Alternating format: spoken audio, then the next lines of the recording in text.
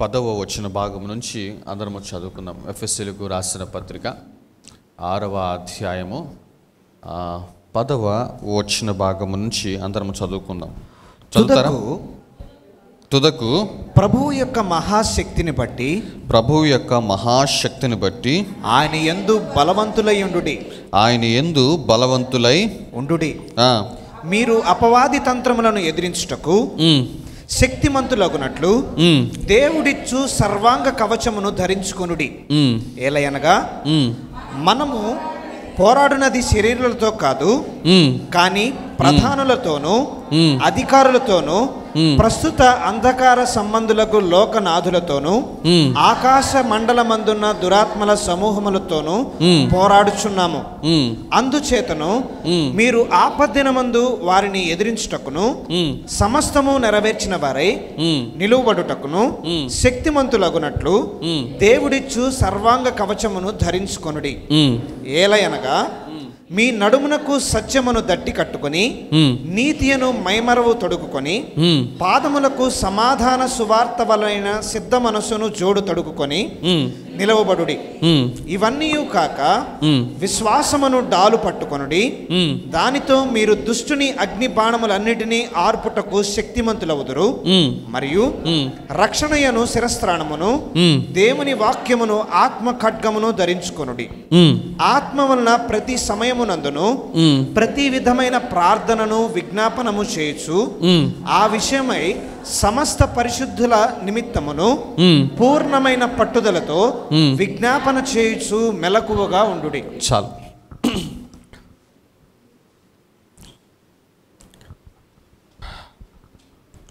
ప్రభు నా హృదయంలో అనేకమైన మాటలు ఉంచారు, కానీ ఇది కొంచెము ప్రాముఖ్యమైన అంశముగా నేను ఎంపిక చేసుకొని దీనిని ఈ ఉదయకాల సమయంలో మీతో మాట్లాడాలి అని చెప్పేసి ఒక ఆలోచన, ఒక తలంపు కలిగి ఉన్నాను. అపోస్తలుడైన పౌలు ఎఫెసీ సంఘానికి రాస్తున్న పత్రిక ఏమంటున్నాడంటే 10వ వచనంలో, తుదకు ప్రభువు యొక్క మహాశక్తిని బట్టి ఆయన యందు బలవంతులై ఉండుడి. మొట్టమొదటిగా అతడు చెబుతున్న మాట ఏమిటంటే సంఘానికి, ఆయన యందు బలవంతులై ఉండుడి అని చెప్పంటాడు. ఎందుకంటే ఆ తర్వాత వచనంలో ఒక స్పిరిచువల్ వార్ఫేర్, దురాత్మలతోటి పోరాటము గురించి మాట్లాడుతున్నాడు. ఏ విధంగా పోరాడాలి, ఏ విధముగా మనం ఉండాలి అనే విషయాన్ని ఆ తర్వాత 11 నుంచి 17 వచనాల వరకు దురాత్మ సమూహములతోటి ఒక విశ్వాస చేయవలసిన యుద్ధము, పోరాటము గురించి మాట్లాడుతూ మొట్టమొదటి మాటగా అతడు చెబుతున్న విషయం ఏమిటంటే, ప్రభు యొక్క మహాశక్తిని బట్టి ఆయన యందు బలవంతులై ఉండాలి అంటున్నాడు. ఎందుకు అంటే, బలవంతులు కాకపోతే, ప్రభు శక్తిని మనము పొందుకోకపోతే అసలు యుద్ధానికి మనం పనికిరాము. మీకు అర్థమవుతున్నాయి నా మాటలు? యుద్ధమునకు మనము పనికి రాము.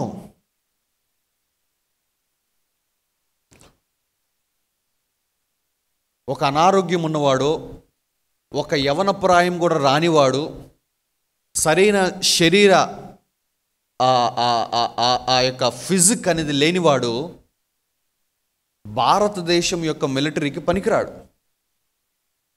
ఏ దేశము మిలిటరీ కూడా పనికిరాడు. ఒక వ్యక్తి వాని దేశము కోసము పోరాడాలంటే వారి యొక్క బలాన్ని చూస్తారు, ఆత్మ బలము చూస్తారు, అనగా మానసిక బలము చూస్తారు, అలాగే శరీర సంబంధమైన బలము చూస్తారు.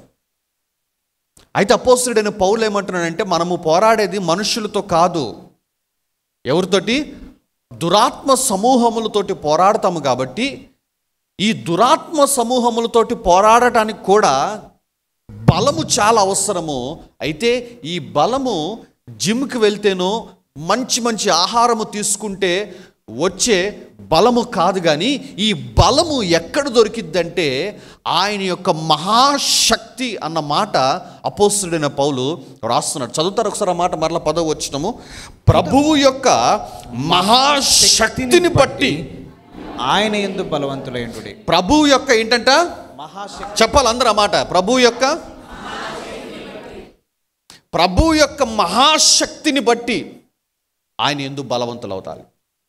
బలవంతుడు అయితేనే నువ్వు ఆ తర్వాత యుద్ధము చేయగలవు. ఒకవేళ నువ్వు బలవంతుడువు కాకపోతే, సో ఒక దేశము కోసము పోరాడాలంటే ఒక సైనికుడికి బలము ఎంత ముఖ్యమో, అలాగే దురాత్మ సమూహములతో పోరాడాలంటే కూడా బలము అంతే ముఖ్యము. అయితే ఈ బలము ఇదిగో శరీర సంబంధమైన బలము కాదు, కానీ ప్రభువు యొక్క శక్తిని బట్టి విశ్వాసికి అనుగ్రహించబడే బలం ఇది. అంటే ఈ బలం ఎక్కడుందంటే ప్రభువులోనే ఉన్నది. ఈ బలము పొందుకొని విశ్వాసం అనేవాడు ఏంటంటే ప్రభువులో బలవంతుడుగా ఉండాలి. మరలా చదువుతున్న మాట 10వ వచనం అందరమా. ప్రభు యొక్క మహాశక్తిని బట్టి, ప్రభువు యొక్క మహాశక్తిని బట్టి ఆయన యందు బలవంతులై ఉండుడి. ఆయన యందు బలవంతులై ఉండాలి. 11వ వచనము, మీరు అపవాది తంత్రములను ఎదిరించుటకు శక్తిమంతులగునట్లు దేవుడిచ్చు సర్వాంగ కవచమును ధరించుకొనుడి. చూసారా, ఒక ఆత్మ సంబంధమైన పోరాటము మనము పోరాడాలి అంటే 2 విషయాలు చెప్తున్నాడు. మొట్టమొదటి విషయం ఏంటంటే బలము కలిగి ఉండాలంటున్నాడు. దేవుడిచ్చే మహాశక్తిని బట్టి దేవుని దగ్గర బలం పొందుకోవాలంటున్నాడు. రెండోది ఏమంటున్నాడంటే మీరు అపవాది తంత్రములను ఎదిరించుటకు శక్తిమంతులగునట్లు దేవుడిచ్చు సర్వాంగ కవచమును ధరించుకోండి. అపవాది తంత్రములు ఏంటంట? ఎదిరించాలంట. చాలామంది ఏం చేస్తామంటే అపవాది మన మీద అనేక రకములైన ప్రయత్నాలు చేస్తున్నప్పుడు ప్రభు దగ్గర మనం ఏమని అడుగుతామంటే అయ్యా విడిపించయ్యా విడిపించయ్యా విడిపించయ్యా అంటాము. Wrong prayer. సంగమా చాలా జాగ్రత్తగా వినాలి మీరు. ఒక విశ్వాసిగా నీకు ఉండాల్సిన కనీసం ఇంకితం ఏంటంటే నీ మీదకు వస్తుంది అపవాది యొక్క తంత్రమా, లేదా నీవు చేతులారా చేసిన తప్పిదము వలన వచ్చిన శ్రమ అనేది మనం తెలుసుకోవాలి. అది కనీసం ఇంకితం. ప్రతి దానికి అపవాదిని నిందించడం అనేది మూర్ఖత్వము. అలాగని ప్రతి దాని వెనక అపవాది లేదనుకోవటం కూడా మూర్ఖత్వమే. ఒక విశ్వాసిగా చాలా జాగ్రత్తగా వినడమా, ఒక విశ్వాసిగా మనకు ఉండవలసిన కనీస ఇంకితం ఏంటంటే ఇదిగో ఏది అపవాది నుంచి వస్తుంది, ఏది స్వయంకృత అపరాధం వల్ల వస్తుందో మనం తెలుసుకోవాలి.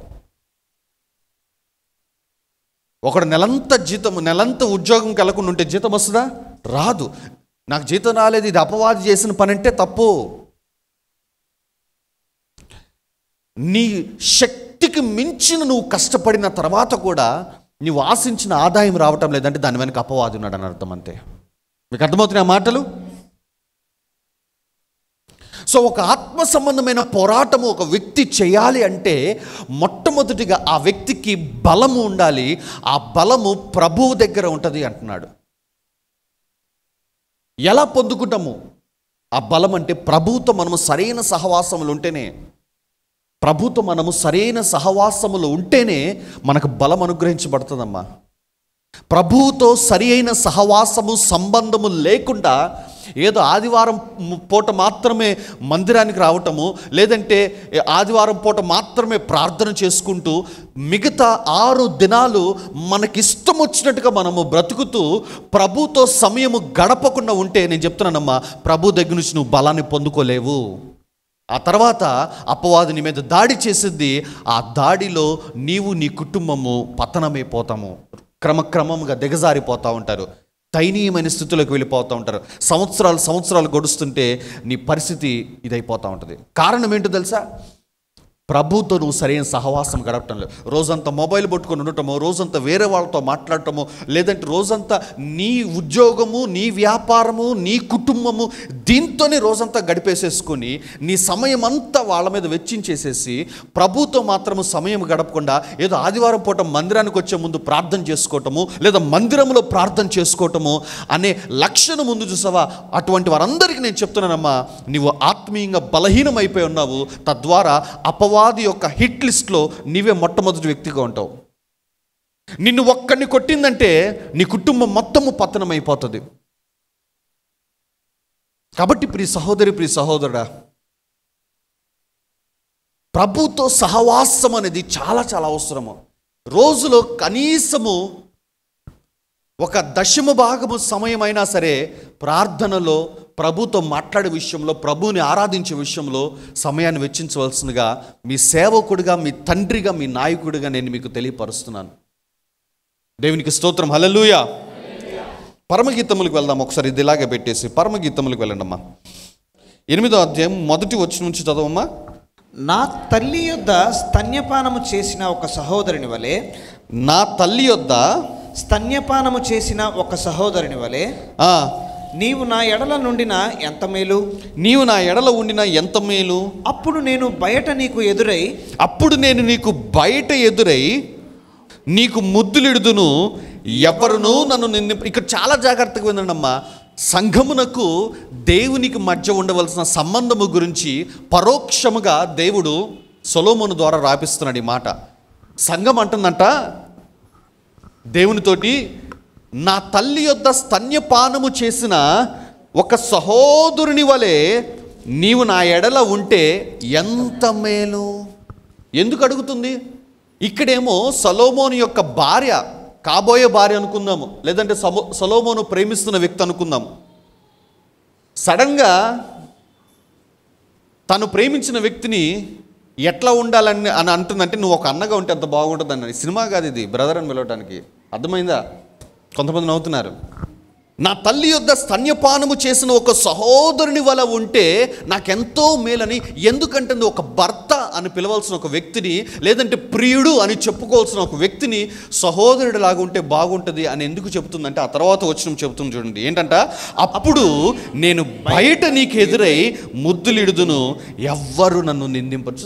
అంటే సంఘము ఇక్కడ ఎట్లా ఉండాలంటే, దేవుని గురించి బయట వాళ్ళ ముందు సిగ్గుపడలేని సంఘముగా ఉండాలి. అర్థమవుతుంది మీకు ఆ మాట? బయట వ్యక్తుల దగ్గర కూడా నీ ప్రభువు గురించి, నీ రక్షకుడు గురించి, నీ ప్రాణనాథుడు గురించి ఏ మాత్రము మొహమాటం లేని వ్యక్తిగా ఉండాలి. మీరు ఆఫీసుల్లో ఉంటారమ్మా, లంచ్ అవర్ ఉంటుంది.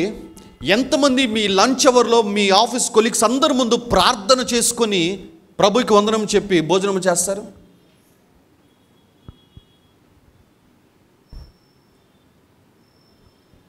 మీ ఆఫీస్ ఫ్రెండ్స్ కానీ, కొలీగ్స్ కానీ, ఇంకా నీ స్నేహితులు కానీ, వారు ముందు నీ ప్రభువు గురించిన ప్రస్తావన ఎన్నిసార్లు తెస్తున్నావు? ప్రభువుపై నీకున్న ప్రేమ, ప్రభు నీపై చూపిస్తున్న ప్రేమ గురించి ఎన్నిసార్లు ప్రస్తావన చేస్తున్నావు? కానీ ఇక్కడ ఈ యొక్క సహోదరి, సంఘానికి సాదృశ్యముగా ఉన్న ఈ యొక్క సహోదరి అంటుంది, నీవు నాకు సహోదరుడిలాగా ఉన్నావు కన లోకం ముందు నిన్ను ముద్దు పెట్టుకుంటాను నేను, అప్పుడు నన్ను ఎవ్వరు నా క్యారెక్టర్ మీద నింద వేయరు అని చెప్పి అంటుంది. అంటే ఇక్కడ ఈ సహోదరి లేదా ఈ సంఘము ఏమని ఆశపడుతుందంటే, బయట వాళ్ళ ముందు కూడా నా ప్రభువు మీద నేను ప్రేమ చూపించాలని ఆశపడుతుందమ్మా. కానీ మనమేమో సీక్రెట్ బిలీవర్స్ ఉంటున్నాం. Secret believers. ఆ తర్వాత వచ్చి చదవండి అమ్మా. నేను నీకు మార్గదర్శనవుదును, నా తల్లి ఇంట చేర్చుదును, నీవు నాకు ఉపదేశము చెప్పుదవు, సంబార సమిళిత ద్రాక్ష రసమును, నా దాడిమ ఫల రసమును నేను నీకు ఇత్తును. చూసారా? ఆ తర్వాత అతని ఎడమ చేయి నా తల క్రింద ఉన్నది, అతని కుడి చేయి నన్ను కౌగిలించుకొనుచున్న. చూసారు ఏమంటాను చూడండి, నా తల్లి ఇంట నేను చేర్చుకుంటున్నా అంటే ఏమంటున్నాడంటే, ఏమంటుందంటే సంఘము కేవలము బయట వాళ్ళ ముందు మాత్రమే కాదు, కానీ నా ఇంటిలో కూడా నీతో సహవాసము చేయాలని ఆశపడుతున్నానంటుంది. మీకు అర్థమవుతున్నాయి ఆ మాటలు? ప్రభువుతో సహవాసము వ్యక్తిగత సహవాసం అనటంలా, ప్రభుతో సహవాసం నేను బయట వాళ్ళ ముందు చేయాలని ఆశపడుతున్నాను. ప్రభుతో సహవాసము నేను నా కుటుంబ సభ్యుల మధ్య కూడా చేయాలని ఆశపడుతున్నానని ఇదిగో ఇక్కడ ఈ సహోదరి మాట్లాడుతుంది. నా తల్లి ఇంట నిన్ను చేర్చుకొని నీకు ఆతిథ్యం ఇస్తాను అంటుంది. లోకము ఎదుట మాత్రమే కాదు, కానీ ఇంకో కుటుంబంలో కూడా. కానీ బాధాకరమైన విషయం ఏంటంటే, సంఘము కుటుంబంలో మీలో ఎంతమంది ఇదిగో మీ బిడ్డలతోటి, లేదంటే మీరు మీ యొక్క స్పౌజ్, మీ భార్యలతోటో మీ భర్తలతోటో ప్రభు ప్రేమ గురించి ఎట్లా మాట్లాడతారో మరి నాకు తెలియదమ్మా. మీరు మాట్లాడుతున్నట్లయితే ప్రభువు గురించిన ప్రస్తావన మీ యొక్క బంధాలలో వస్తుంటే సంతోషము, దేవునికి స్తోత్రం. కానీ అలా కాకుండా మోస్ట్ ఆఫ్ ద టైం మీ యొక్క సమయం అంతా ఇహలోక సంబంధమైన ముచ్చట్లో, బాధ్యతల గురించిన ముచ్చట్లు, ఆఫీస్లో జరుగుతున్న వాటి గురించి ముచ్చట్లతోటి నీ దినమంతా నువ్వు గడిపేస్తున్నట్లయితే నీ ఇంట్లో నీ బిడ్డలతోటి, నీ భార్యతోటి, నీ భర్తతోటి, సంగమా నేను చెప్తున్నానమ్మా, ఇట్ ఈస్ నాట్ రైట్. తద్వారా నష్టపోతావు. ఎందుకంటే ఆయన యొక్క మహాశక్తిని బట్టి నువ్వు బలవంతులు అవ్వాలి. నువ్వు బలవంతుడు అవ్వాలంటే ప్రభుత్వ సహవాసం ఉండాలి. ప్రభుత్వ సహవాసం ఉండాలంటే నువ్వు రోజు మొత్తంలో బయట ఎక్కువసేపు ఉంటున్నావు కాబట్టి ఆ బయట ఉండే సమయంలో కూడా ప్రభుత్వ సహవాసం చేస్తూ ఉండాలి. ఇదిగో నీ ఇంట్లో ఉంటున్నప్పుడు కూడా నువ్వు ప్రభుత్వ సహవాసం చేస్తూ ఉండాలి. దేవునికి స్తోత్రం. హల్లెలూయా. ఎంతమందికి నా మాటలు అర్థమవుతున్నాయి? 4వ వచనం చదవనమ్మా. యెరూషలేము కుమార్తెలారా, యెరూషలేము 3వ వచనం చదవనమ్మా. అతని ఎడమ చేయి నా తల క్రింద ఉన్నది, అతని కుడి చేయి నన్ను కౌగిలించుకొనుచును. చూసారా ఎట్లా అనుభూతి చెందుతుందంటే, సొలొమోనుని చాలామంది దీన్ని ఇంకొక రకంగా తీసుకుంటారు, కానీ ఒక దైవ సేవకుడు చక్కని వివరణ ఇచ్చాడు. ఎట్లా ఇచ్చాడంటే, ఇదిగో ఒక పసిబిడ్డలాగా ఆ అమ్మాయి సొలొమోను ఒళ్ళో పడుకోవాలని ఆశపడుతుందంట. ఒక పసిబిడ్డ. చూడండి, మీరు ఎప్పుడైనా పిల్లల్ని ఎత్తుకునేటప్పుడు చూడండి, మన చర్చిలో చాలామంది పిల్లలు ఉన్నారు కదా, ఎత్తుకునేటప్పుడు వాళ్ళని ఎట్లా ఎత్తుకుంటున్నప్పుడు వాళ్ళ తల కింద మనకు ఉండే చెయ్యి ఏంటి? ఈ కుడి చేతి ఏం చేస్తాము? కవర్ చేస్తాం. అంటే ఎట్లా ఆశపడుతుందంటే, నా బేబీకి నేను బేబీ అవ్వాలని ఆశపడుతున్నా అంటుంది. మీకు అర్థమైంది ఆ మాట? యూత్కి బాగా కనెక్ట్ అయింది మాట. దేవునికి స్తోత్రం. హల్లెలూయా.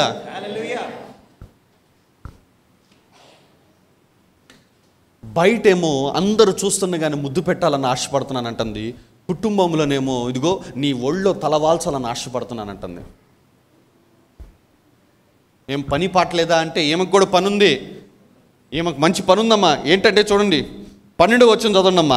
నా ద్రాక్షవనము నా వశమున ఉన్నది, సొలొమోను ఆ 1000 రూపాయలు నీకే చెల్లును, దానిని కాపు కాసే వారికి 200. ఏం పని పాటలేదనుకో మాకండి. ఆమెకు ఒక తోట ఉన్నది, ఆమెకు ఒక బాధ్యత ఉన్నది, దాన్ని సేద్యం చేయాల్సిన ఆ యొక్క ఇది ఆమె మీద ఉన్నది. కానీ అయినప్పటికీ కూడా ఏమంటుందంటే, బయట వాళ్ళ ముందు కూడా నేను సొలొమోనుతో సమయం గడపాలనుకుంటున్నాను, నా ఇంటిలో కూడా నేను సొలొమోనుతో సమయం గడపాలనుకుంటున్నాను. సంగమా, సొలొమోను దేవునికి సాదృశ్యముగా ఉన్నాడు, ఆ సహోదరి నీకు సాదృశ్యముగా ఉన్నది. నువ్వు ఎంత సమయం గడుపుతున్నావు, ఎంత సహవాసంలో ఉంటున్నావు ప్రభు దగ్గర. 4వ వచనం చదవండమ్మా. యెరూషలేము కుమార్తెలారా, లేచుటకు ప్రేమకు ఇచ్చ పుట్టు వరకు, లేచుటకు ప్రేమకు ఇచ్చ పుట్టు వరకు లేవకయు కలతపరచకయు ఉందుమని, లేపకుండా కలతపరచకుండా ఉండమని నేను మీ చేత ప్రమాణం చేయించుకొందును. తన స్నేహితులతో చెప్తుంది. చూసారా, బయట అయిపోయింది, ఇంట్లో అయిపోయింది, ఇప్పుడు స్నేహితుల మధ్య కూడా మాట్లాడుతుంది. ఏంటంటే ఏమంటుంది? యెరూషలేము కుమార్తెలారా, లేచుటకు ప్రేమకు ఇచ్చ పుట్టు వరకు లేపకయు కలతపరచకయు ఉండుమని మీతో నాకు ప్రమాణం చేయండి. ఎందుకంటే నేను నా ప్రియునితోటి ఒక దర్శనంలో ఉన్నాను, ఒక కలలో ఉన్నాను, లేదా మీ అందరికీ అర్థమయ్యే మాటలు చెప్పాలంటే నేను ప్రార్థనలో ఉన్నాను, నన్ను కదిలించమాకండి అని చెప్పేసి. కొంతమంది ఉంటారు ప్రార్థనలోనే గెలుగుతూ ఉంటారు, అవతలని ప్రార్థన కానీ కూర్చోగానే వస్తారు యెరూషలేము కుమార్తెలు.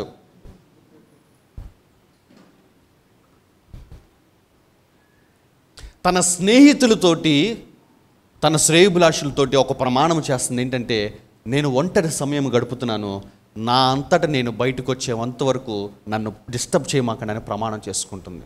చూసారా, స్నేహితుల దగ్గర, ఇంటి వాళ్ళ దగ్గర, బయట లోకస్తుల దగ్గర తన ప్రియుడి గురించిన ప్రస్తావన ఏ విధంగా తీసుకొస్తుందో చూడండి. 5వ వచనం చదువుతారా? తన ప్రియుడి మీద ఆనుకొని అరణ్యం మార్గమున వచ్చుచున్నది యవతి. అసలు ఎవరో సడన్గా ఇంకొక ఈ కథ రాస్తుంటే సడన్గా 3వ వ్యక్తి ఒక ప్రశ్న చెప్తున్నాడు. ఈ 3వ వ్యక్తికి ఒక ఆమె కనపడింది, ఒక అబ్బాయి కనపడ్డాడు. సాధారణంగా అరణ్యంలో ఉండేటప్పుడు ఒక భయంతో ఉంటారు. ఎందుకంటే ఏ పుట్టలోంచి ఏ పాము వచ్చిందో, ఏ చెట్టు వెనక ఏ సింహం వచ్చిందో అన్న ఒక భయంతో త్వరగా గమ్యానికి వెళ్ళిపోవాలన్న ఒక ఆతృతతోటి, ఇదిగో వాళ్ళ యొక్క ముఖ కవలికలు ఎట్లాగుంటాయి అంటే భయముతోటి, భీతితోటి ఉంటుంది. కానీ ఇక్కడ ఈ 3వ వ్యక్తి చెబుతున్నాడు ఏంటంటే, తన ప్రియుని మీద ఆనుకొని నింపాదిగా అరణ్యంలోంచి వస్తుందిరా ఒక ఆమె ఎవరేమో అంటున్నాడు. నేను చెప్తున్నానమ్మా, అంత ధైర్యము, అంత నింపాది, నిమ్మకు నీరెత్తకపోవటం అనేది అంటారు చూసారా, అది ఎట్లా వస్తుంది? అరణ్య మార్గం. మనందరం కూడా అరణ్య మార్గం గుండా వెళ్తూ ఉంటాం, అడపా తడప. ఏమా అందరికి అన్ని రోజులు బాగున్నాయా? లేవుగా. మనకి కొన్ని రోజులు అసలు చాలా కష్టంగా ఉంటాయి, కొన్ని నెలలు కష్టంగా ఉంటుంది, చాలా ఇబ్బందులు కూడా మనం ప్రయాణం చేస్తాం. అటువంటి ఇబ్బందులు కొలిమిలో ఉండ ప్రయాణము చేస్తున్నప్పుడు విశ్వాసిగా మనం చేయగలిగిన పని ఏంటో తెలుసా? మన ప్రియుడి మీద మనం ఆనుకొని ఉండటమే. హల్లెలూయా, హల్లెలూయా.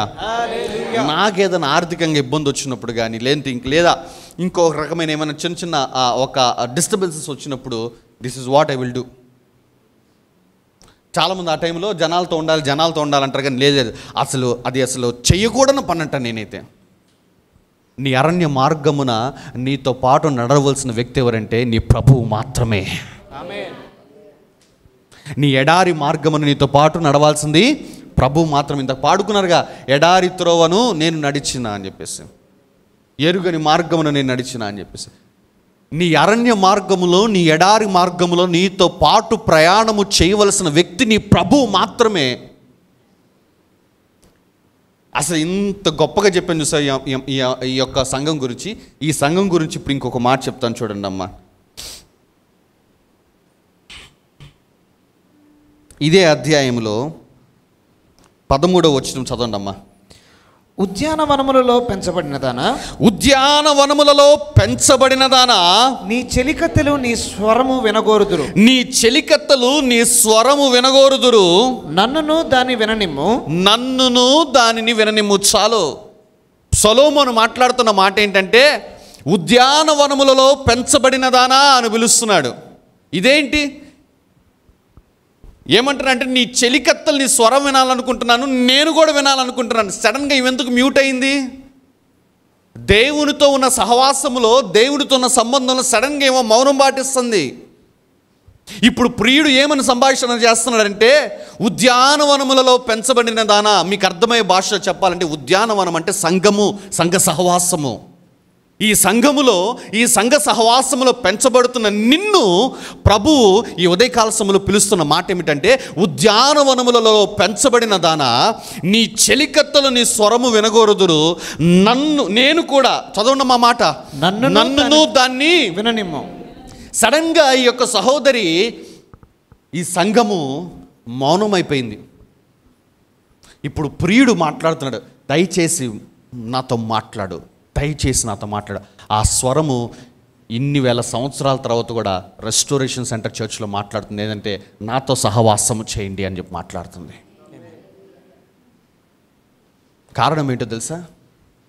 మీరు మీ బాధ్యతల్లో, మీ వృత్తినిత్యా మీకున్న ఆ యొక్క టెన్షన్స్లో, లేదంటే మీకున్న కమిట్మెంట్స్ తోటి మీరు ప్రభువుతోటి సమయాన్ని గడపటం లేదు, సహవాసము చేయటం లేదు. ఇంకా చెప్పాలంటే మీరు సిగ్గుపడాలంట. నేనైతే సిగ్గుపడాలంటాను. మీరు బాధపడినా పర్లేదమ్మా, మిమ్మల్ని మీరు చూసుకొని సిగ్గుపడాలి. ఎందుకంటే ప్రభు దగ్గర ఈ మాట వస్తుంది. ప్రభు ఈ మాట అనకూడదు అసలు. నువ్వు మాట్లాడు, నీ స్వరం వినాలనుకుంటున్నానంటే ఎంత మౌనంగా ఉన్నావు నువ్వు. అన్న, పొద్దున్నే 8 గంటలకు పనికి వెళ్ళిపోతున్నా, సాయంత్రం 10 గంటలకు వస్తున్నా అంటే ఎవడికి ఉపయోగం? అవసరమా? ప్రభుతో నీకున్న సమయాన్ని కూడా దొంగిలించే పని నీకు అవసరమా?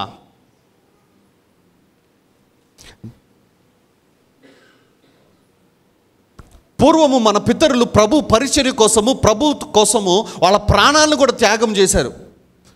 యెషయా అనే భక్తుడు ఆ తలక్రిందులుగా వేలాడదీయబడి బ్రతికుండగానే రంపంతో చీల్చబడ్డాడు, తలక్రిందులుగా వేలాడదీయబడ్డాడు.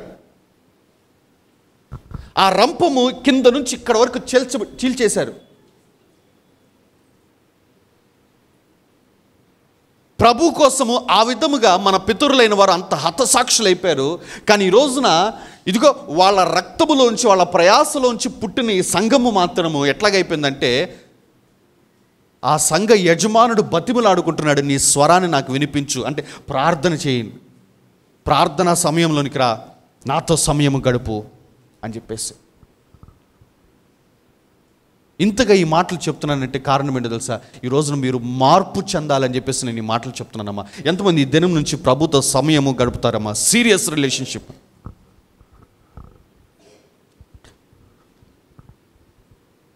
ఈ మాట వినపడకూడదు. నేను అంటున్నాను, ఈ మాట మన సంఘములో ఏ వ్యక్తికి వినపడకూడదు. దేవుడే వచ్చి నాకు ప్రార్థన చేయి అన్న మాట, నాతో సమయము గడుపు అన్న మాట ఇంకొకసారి నేను వర్తమానంలో మీతో మాట్లాడకూడదు. ప్రభు నా కట్టి మాట దూరము చేయనుగాక.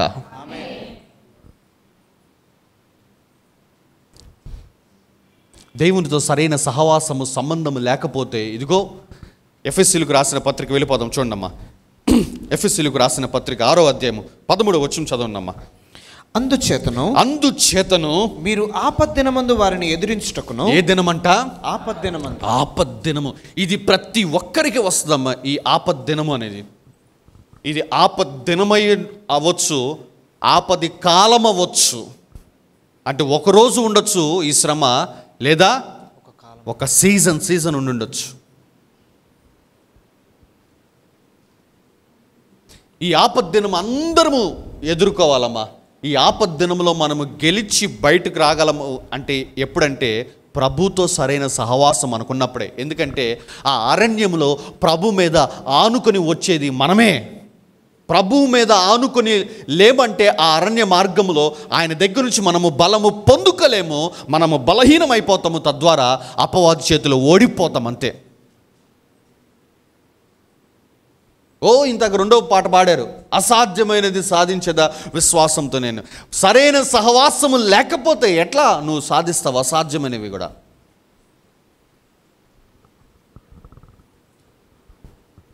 నా మాటలు అర్థమవుతున్నాయా? చదవనమ్మా 10వ వచనం నుంచి మరలా. తుదకు ప్రభు యొక్క మహాశక్తిని బట్టి. తుదకు అంటే ఏమంటానంటే చివరి మాటలు చాలా ప్రాముఖ్యం. ఫైనల్లీ నేను చెప్పొచ్చేది ఏంటంటే ప్రభు యొక్క మహాశక్తిని బట్టి ఆయన యందు బలవంతులయుండుడి. ప్రభు యొక్క మహాశక్తి ఇది మొదలుకొని ప్రభుతో సహవాసములో అనుదినము ఉండాలని ఆశపడుతున్న ప్రతి ఒక్క బిడ్డకి దేవుడు అనుగ్రహించును గాక. ఆమేన్. తదుకు ప్రభు యొక్క మహాశక్తిని బట్టి ఆయన యందు బలవంతులై ఉండండి. సో ఒక వ్యక్తి పోరాటము చేయాలంటే అపవాదితోటి కానీ దురాత్మల సమూహముతోటి పోరాటము చేయాలంటే ఆ వ్యక్తికి ఉండవలసిన మొట్టమొదటి లక్షణం ఏంటంటే ఆ వ్యక్తి బలము కలిగి ఉండాలి. ఆ బలం ఎక్కడి నుంచి వచ్చిందంటే ఇదిగో ప్రభుత్వ సహవాసం నుంచి వచ్చింది. అర్థమవుతుంది మీకు ఆ మాటలు? లూకాసు వార్త 11వ అధ్యాయం 21వ వచనం చదవండమ్మా. లూకాసు వార్త 11:21. బలవంతుడు ఆయుధములు ధరించుకొని. బలవంతుడు ఆయుధములు చూసారా? అంటే ముందు అసలు బలవంతుడు కావాలి. అదే నేను చెప్తున్నాను. సర్వాంగ కవచము ఆయుధాలు ధరించుకోవడం తర్వాతమ్మా ముందు ఏమవ్వాలంట? బలము పొందుకొని బలవంతుడిగా మనం మారాలి. బలవంతుడిగా మారాలంటే ప్రభుతో సహవాసం ఉండాలి అంతే. పక్కన వాళ్ళకి చెప్పు, ప్రభుతో సహవాసం ఉంటేనే బలవంతులం అవుతాము అని చెప్పు పక్కన వాళ్ళకి. నీతో నువ్వు చెప్పుకో, ప్రభుతో సహవాసంలో ఉంటేనే ప్రభు బలం నాకు అనుగ్రహించబడుతుంది అని చెప్పు. పక్కన వాళ్ళకి చెప్పడానికి మాత్రం నోరు బాగా వచ్చింది. నీతో నువ్వు చెప్పుకునేటప్పుడు ఎందుకు ఇబ్బంది పడతా మాట్లాడే నువ్వు అసలు? కొంతమంది చూసారా, పక్కన వాళ్ళకి చెప్పడానికి మాత్రం నోరు వస్తాయి. ఇదే మానవ నైజం అది. అదే ఇంక చెప్పాలంటే పక్కనోడి దగ్గర చెప్పడానికి మాత్రం నోరు వస్తుంది. అదే తప్పు నీ గురించి చెప్తుంటే మాత్రం తీసుకోలేము. అది మారాలి. ఆమేన్. బలవంతుడు ఆయుధములు ధరించుకొని తన ఆవరణమును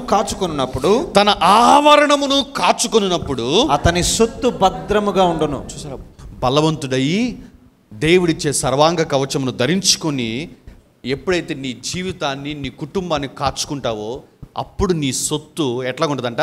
భద్రముగా ఉంటుంది. నువ్వు బలవంతుడు కాకపోయినా, దేవుడిచ్చే సర్వాంగ కవచము నీకు లేకపోయినా నీ సొత్తు భద్రముగా ఉండదు. అపవాది దోచుకెళ్ళిపోతాడు. మీకు అర్థమవుతుందా? నీ ఉద్యోగం అవ్వచ్చు, నీ రిలేషన్షిప్ అవ్వచ్చు, నీ కుటుంబం అవ్వచ్చు, నీ ఆర్థిక పరిస్థితి అవ్వచ్చు, వాట్ ఎవర్, అపవాది దోచుకెళ్ళిపోతాడు.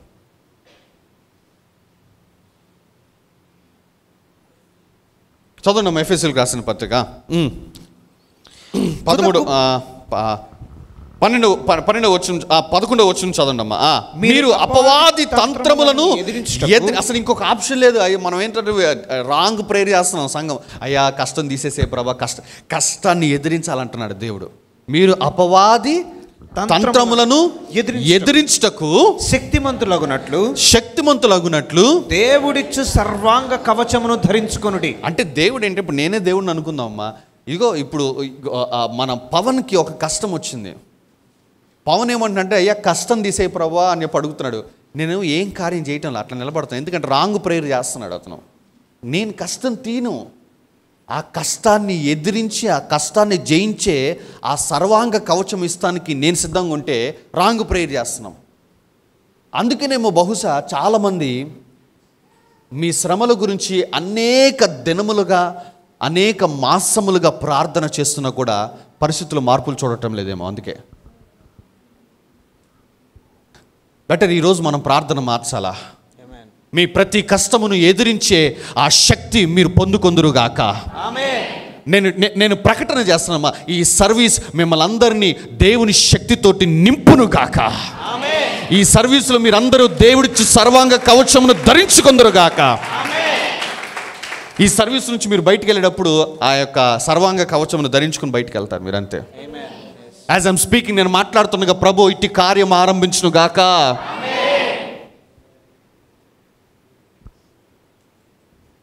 మీరు అపవాదిని ఎదిరించుటకు, చదవమ్మా, మీరు అపవాది తంత్రములను ఎదిరించుటకు శక్తిమంతులగునట్లు దేవుడిచ్చు సర్వాంగ కవచమును ధరించుకొనుడి. అది ఈరోజు బెటర్ నువ్వు ప్రార్థన చేయాల్సిందంటే, అయ్యా నీ సర్వాంగ కవచమును నేను ధరించుకున్నట్లుగా నాకు కృపనివ్వయ్యా, నేను ఈ కష్టాన్ని ఎదిరించాలనుకుంటున్నానని చెప్పేసి అప్పుడు వాడాలి. అసాధ్యమైనది నేను సాధించేదా అని చెప్పేసి, సాధించేదా, అసాధ్యమైనది సాధించేదా. అది అప్పుడు పాట నువ్వు పాడిన దానికి నీ బతుకు అర్థం ఉంటుంది. ఇంత చూసా అసాధ్యమైన, అసలు అందరూ కొంతమంది అసలు కూర్చొని నింపాదిగా అదొక పాట అన్నట్టుగా మీరు పాడుతుంటే నాకు అసలు నీరు గారిపోతున్నాను నేను. అసలు ఆ పాట ఎట్లా పాడాలంటే అసలు ఒక రోషంతో, అసలు ఒక మోటివేట్ అయ్యి నిన్ను అసాధ్యమైన, ఎస్ నాకు నెలకి 1,00,000 రూపాయలు సంపాదించడం అసాధ్యము, బట్ నేను సాధిస్తా విశ్వాసముతో అని పురికొల్పుకొని మనం పాడుకోవాల్సిన పాట అది. మీకు అసాధ్యమైంది ఏందమ్మా నాకు తెలియదమ్మా. నెలకి 1,00,000 రూపాయలు సంపాదించడం అసాధ్యమేమో, లేదా నెలకి 2 లక్షలు సంపాదించడం అసాధ్యమేమో. నువ్వు పాడిన పాట అది అసాధ్యమైనది నేను సాధిస్తా విశ్వాసంతో. ఆ పాటకి నెలకి 1,00,000 రూపాయలు ఏమొస్తాయండి, ఎట్లా వస్తాయండి, నా చదువు దానికి నేను అంత చదువుకోలేదు, నాకు అంత జ్ఞానం లేదు. విశ్వాసముతో సాధిస్తానన్నావు. నువ్వు చదువుతో సాధిస్తాననలా, జ్ఞానముతో సాధిస్తాననలా, వేరే వాళ్ళ దగ్గరికి వెళ్ళిపోయి సాధిస్తానని చెప్పనలా, విశ్వాసంతో సాధిస్తానని చెప్పన్నావు నువ్వు పాట. ఇల్లు కట్టడం అసాధ్యము, కారు కొనటం అసాధ్యము, విశ్వాసంతో సాధిద్దాము. ఆమేన్. చదవమ్మా. మీరు అపవాది తంత్రములను ఎదిరించుటకు శక్తిమంతులగునట్లు దేవుడిచ్చి సర్వాంగ కవచమును ధరించుకోండి. ఏలయనగా, ఎందుకు సర్వాంగ కవచము ధరించాలంటే చెప్తున్నాడు చూడండి వచనములో, ఏలయనగా మనము పోరాడేది శరీరులతో కాదు. అసలు కొంతమందికి అర్థం కాదమ్మా. ఎవడైనా ఇంటి మీదకి వచ్చి గందరగోళం చేస్తానంటే మనం రిటర్న్ రెచ్చిపోయి మాట్లాడతాం. అసలు మనకి నిజమా కాదు నేను మాట్లాడుతాను. ఎవరన్నా ఒక్క మాట అంటే ఒకటికి నేను 4 అనాలా. ఈ తల్లులు కానీ ఈ తండ్రులు అనే పిల్లలు రెచ్చగొడతా ఉంటారు. చూసారు మా పెద్దోడు, చూసారు ఎట్లా మాట్లాడాడు. అసలు ఈ ఎవరు ఇంకో టైంకి ఆ పెద్దోడు లేకుండా ఇంకోడెవడో ఉన్న వాడు సేమ్ మాట్లాడుకున్నాను. అసలు అనవసరం మిమ్మల్ని పంపించాను, అనవసరం. నువ్వు మనిషిని చూస్తున్నావు. సంఘం అని చెప్తున్నాను, లోకంలో అన్యుల్లాగా ప్రవర్తించమాక. మనిషిని చూడకూడదు. ఆ మనిషిని ఆ విధంగా రెచ్చగొట్టి మాట్లాడిస్తున్న ఆత్మను చూడాలి మనం.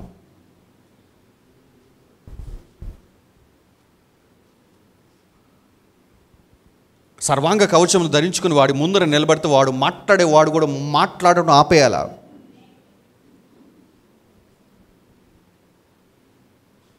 దట్ ఈజ్ హౌ విశ్వాసి ఇతరుల నోర్లు మూయించే పద్ధతి అది.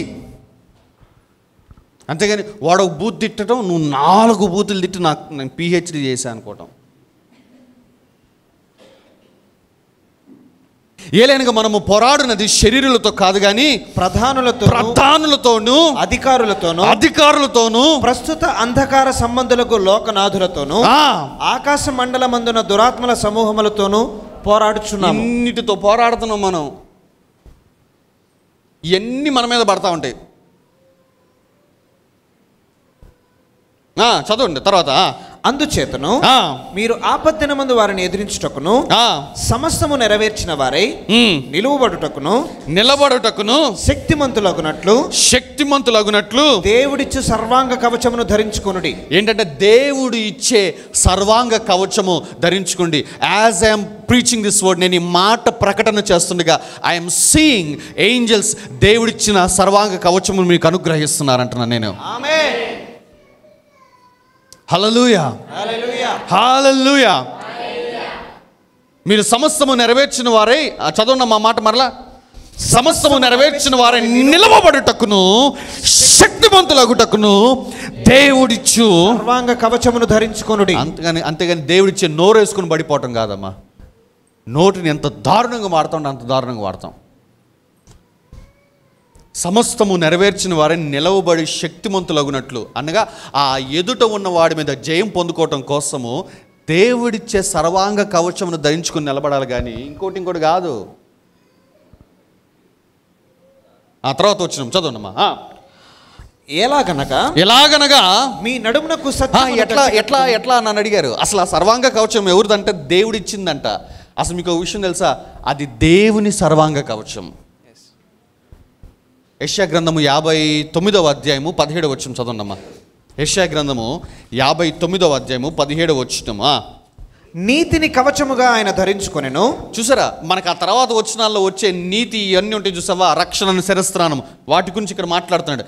నీతిని కవచముగా ఆయన ధరించుకున్నాడు. రక్షణను తల మీద శిరస్త్రాణముగా ధరించుకుని. చాలు రక్షణను శిరస్త్రాణమును తల మీద ఆయన చూసారా. ఈ రక్షణ అనే శిరస్త్రాణము కానీ నీతి అనే కవచం కానీ తర్వాత వచనాలను దేవుడు మనకిస్తాడు. అంటే ఏం చేశాడంటే, ఒక కష్టము నీ ముందర రాగానే ప్రభు ఏం చేస్తాడంటే తన తల మీద ఉన్న రక్షణ శిరస్త్రాణము, ఆ నీతి అనే కవచము తీసి నీకు ఇవ్వటానికి రెడీగా ఉంటే నువ్వేం ప్రార్థన చేస్తానంటే, అయ్యా నువ్వే దాన్ని తీసేయి, నువ్వే నాది తీసేయి. ప్రియ సహోదరి, ప్రియ సహోదరుడా, అపవాది తంత్రములను ఎదిరించే వ్యక్తులముగా మనం మార్చబడుదుముగాక. ఆమేన్. ఎస్, మనం పోరాడాల్సిన ప్రార్థనలోనే మనం పోరాడేది. బట్ ఆ పోరాటంలో నువ్వు వాడే ఆ ప్రార్థన మాటలోని చూసావా, అవి మార్చాలి. ఈ రోజున తీసే ప్రభా అని కాదు. నజరేయుడైన యేసుక్రీస్తు నామమున దేవుడు నాకు ఇస్తున్న అధికారముతోటి ఈ శ్రమను బంధిస్తున్నాను, ఇది నువ్వు చేయాల్సిన ప్రార్థన. అంతేగాని కొంతమంది చూడండి, ప్రభువా నువ్వు దాన్ని బంధించు, ప్రభా నువ్వు దాన్ని బంధించయ్యా, నువ్వు దాన్ని పారద్రోలయ్యా. Wrong prayer. ప్రభు బంధించడమ్మా, ప్రభు నీకు ఇచ్చాడు అధికారము. మీరు భూమి మీద దేన్నైతే బంధిస్తారో అది పరలోకమందు బంధించబడుతుంది. భూమి మీద మీరు దేన్నైతే విప్పుతారో, అయ్యా భూమి మీద దీన్ని బంధించాయా, నువ్వు అడిగితే ఎట్లా? నిన్ను బంధించమంటున్నాడు ఆయన. నువ్వు ఇక్కడ బంధిస్తే అక్కడ ఆయన బంధిస్తాడు. హల్లెలూయా. చదవండమ్మా, వెళ్ళిపోండి. ఎఫెసీయులకు రాసిన పత్రిక 6వ అధ్యాయం 14వ వచనం చదవండమ్మా. ఎలాగంట మీ నడుమునకు సత్యమని దట్టు కట్టుకొని. మీ నడుమునకు ఏం చేయాలంట? సత్యమును దట్టి కట్టుకొని. నడుముకి ఏం చేసుకోవాలంట? సత్యమును దట్టి కట్టుకొని. నీతియను మైమరువు తొడుగుకొని. నడుముకి ఏం కట్టాలంట? సత్యమును దట్టి. ఇది బెల్ట్. నడుముకి సత్యము అన్న దట్టి కట్టుకోవాలంట. నడుముకే ఎందుకు కట్టుకోవాలి? కాళ్ళకు కట్టుకోవచ్చు కదా. ఇది ప్రశ్న. నడుముకే ఎందుకు కట్టుకోవాలి? బెల్ట్ ఇట్ట మెడలో వేసుకుని తిరుగుతాం కదా ఇంట్లో రెడీ అయ్యేటప్పుడు. మీరు ఎప్పుడైనా తిరిగారా? మగపిల్లలతో మాట్లాడుతాను నేను. తిరుగుతా, బెల్ట్ మెడలో వేసుకుని అప్పుడు చూస్తూ ఉంటా ఏం ప్యాంట్ వేయాలా అని చెప్పేసి నేను. బట్ దేవుడు ఏమంటున్నాడంటే నడుముకి కట్టు అంటున్నాడు. ఏం బెల్ట్ కట్టాలంటే సత్యం అని. సత్యం అనే బెల్ట్, సత్యం అనేది కాళ్ళకి వేసుకోవచ్చుగా. తలక పెట్టుకోవచ్చుగా, ఏ నడుముకే ఎందుకు?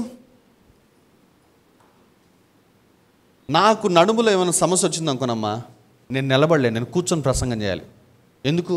నన్ను నిలబెట్టేది ఏంటి? ఈ నడుముకి ఏమైనా యాక్సిడెంట్ అయింది అనుకున్నా,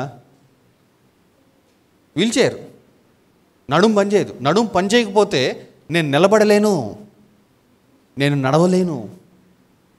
కానీ దేవుడు ఏమంటున్నాడంటే, ఇదిగో ఆ పై వచనం చూడండి అమ్మా, ఆ పై వచనంలో ఒకటొచ్చుండే, సమస్తము నెరవేర్చిన వారు, 13వ వచనము, సమస్తము నెరవేర్చిన వారే నిలవబడాలి. సో నువ్వు నిలవబడాలంటే నీ నడుము చాలా అవసరము. నిన్ను నిలబెట్టేది ఏంటంటే, నీ నడుముకు శక్తి ఇచ్చేది ఏంటంటే సత్యము. The truth has ability to give strength to your waste. సత్యానికి ఉన్న శక్తి ఏమిటంటే నీ నడుముని సరిచేసి బలమును అనుగ్రహించి నిన్ను నిలబెట్టే సత్యమే. ఏంటా సత్యము?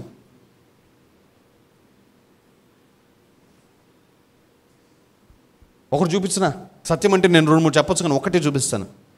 కొలసీలకు రాసిన పత్రిక 2వ అధ్యాయం 15వ వచనం. కొలసీలకు రాసిన పత్రిక 2వ అధ్యాయము 15వ వచనం. ఆయన ప్రధానులను అధికారులను నిరాయుధులనుగా చేసి, ఆయన ప్రధానులను అధికారులను, అసలు ఒకసారి ఆగండి, అది అలాగే పెట్టేసేసి ఇదిగో 12వ వచనం చదవండమ్మా.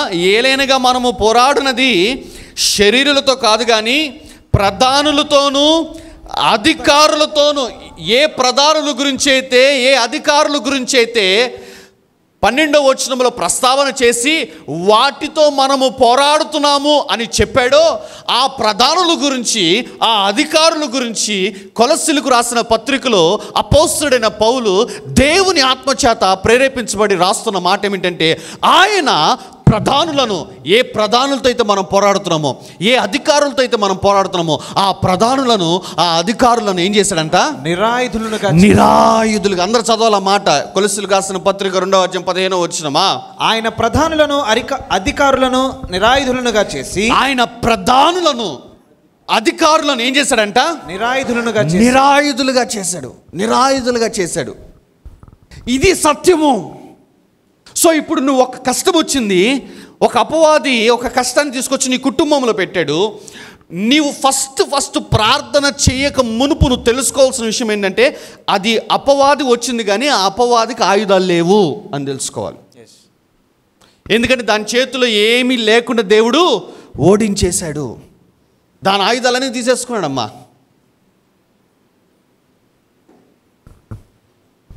నువ్వు తెలుసుకోవాల్సిన విషయం ఏంటంటే, ఆ కష్టం తప్ప ఇంకేమీ చేయలేడు నిన్ను. చదవనమ్మా 2వ అధ్యాయం 15వ వచనం, కొలస్సీలకు రాసిన పత్రిక. ఆయన ప్రధానులను అధికారులను నిరాయుధులుగా చేసి, ఆయన ప్రధానులను అధికారులను ఏం చేశారంట? ఆయుధాలు లేకుండా. అంటే ఇప్పుడు నేనే ఒక దురాత్మ అనుకుందాము, ఫర్ సపోజ్, కాదులేను కానీ నేను చెప్తున్నాను, నేను దురాత్మ అనుకుందాము. నేను ఖాళీ చేతులతో వచ్చి నీ దగ్గరికి, నువ్వు ఒక కత్తి తీసుకొని రావచ్చు, నువ్వు ఒక కర్ర తీసుకొని రావచ్చు. నువ్వు ఒక కత్తి కర్ర చేతి పట్టుకొని వచ్చావు అనుకున్నా, ఖచ్చితంగా నన్ను ఓడించేస్తాను నువ్వు. ఎందుకంటే తిరిగి నేను నీతో పోరాడటానికి నాకు ఆయుధాలు లేవు.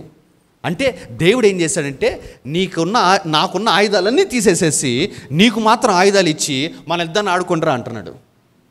అయినా కానీ మనం ఏం చేస్తున్నాం? ఆ యుద్ధ భూమిలో కూర్చొని అన్నీ వేసేసుకుని మనం ఏం చేస్తున్నాం? ప్రభా నువ్వు దాన్ని బంధించు ప్రభా, ప్రార్థన చేస్తున్నాను. ప్రభా నువ్వు దాన్ని ఎల్లగొట్టు ప్రభా, ప్రార్థన చేస్తున్నాను. ఏం సంఘం?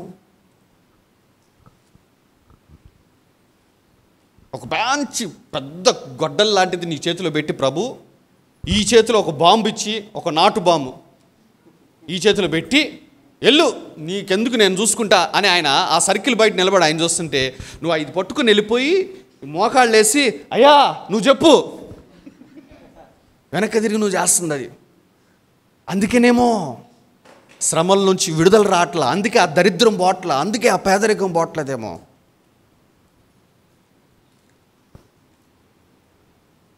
ఇది మొదలుకొని నీ మీదకి దాడి చేయాలని వచ్చిన ఆ పేదరికము, ఆ దారిద్ర్యం అన్న దురాత్మను యేసు నామమున నీవే పారదోలుదువుగాక.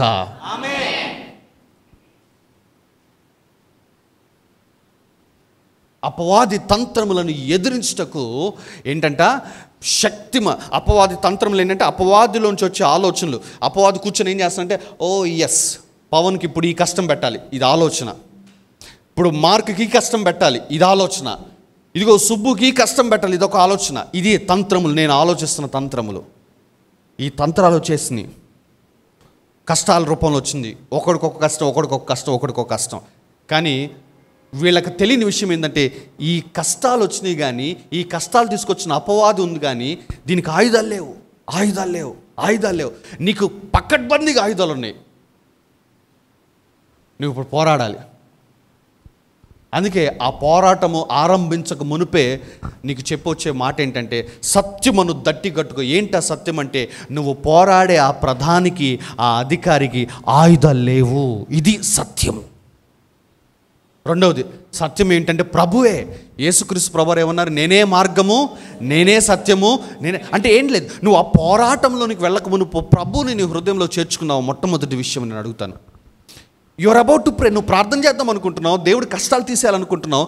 యేసుక్రీస్తుకి నీ హృదయంలో చోటిచ్చావా? నడుముకు సత్యమును దట్టి కట్టుకోమంటున్నాడు. అసలు నీ హృదయంలో, నీ జీవితంలో యేసుక్రీస్తే లేడు, బ్యాప్టిజం లేదు, మారు మనసు అనుభవం లేదు, ప్రార్థన అనుభవం లేదు, ఆ వాక్యం అన్న అనుభవం లేకపోతే నడుముకు సత్యమును దట్టి లేదు నీకు. అంటే అసలు పోరాటంకి కావాల్సిన ఫస్ట్ థింగ్ ఏ సత్యం అంటే, ఆ సత్యము నీకు లేకపోతే ఎట్లా? పాస్టర్ గారు, మేము క్రైస్తవ కుటుంబాల్లో పుట్టామంటే, ప్రియ సహోదరి, నేను చెప్తానమ్మా, పరలోకి వెళ్ళిన తర్వాత కనపడేది అన్య కుటుంబాల నుంచి రక్షించబడ్డ కుటుంబాలు ఎక్కువ కనపడతాయి. క్రైస్తవ కుటుంబాలు చాలా తక్కువ ఉంటాయి, తాత ముత్తాతల దగ్గర నుంచి. ఎందుకంటే మనకున్న ఒక గర్వం ఏంటి తెలుసా? మేము 4 తరాల నుంచి క్రైస్తవం, మేము 5 తరాల నుంచి మేము అట్లా చేస్తున్నాం. రారు, పరలోకం రారు. క్రైస్తవ కుటుంబాల్లో పుట్టినంత మాత్రాన, నీ పేరు క్రిస్టఫర్ అయినంత మాత్రాన నువ్వు పరలోకం వెళ్తావంటే అది శుద్ధ అబద్ధమంతే. నువ్వు నరకానికి వెళ్తావు. నువ్వు పరలోకానికి వెళ్ళాలన్నా, ఇదిగో ఒక యుద్ధము, ఒక కష్టాన్ని నువ్వు జయించాలన్నా నీ హృదయంలో ఉండాల్సింది యేసుక్రీస్తు ప్రభువారు. ఈ ఉదయకాల సమయంలో నేను చెప్తున్నానమ్మా, నీవు పోరాడటానికి మునుపు నీకు ఉండవలసింది ఏంటంటే, నీ హృదయంలో క్రీస్తు ఉండాలి. ఎవరన్నా ఈ ఉదయకాల సమయంలో ఇంకా మారు మనసు అనుభవం లేకుండా, ఇంకా బ్యాప్టిజం తీసుకోకుండా ఉంటున్న వారు ఎవరైనా ఉన్నట్లయితే, ప్రియ సహోదరి, ప్రియ సహోదరుడా, ప్రభు ఆత్మనితో మాట్లాడుతుంది. క్రీస్తుని నీ హృదయంలోకి చోటివు.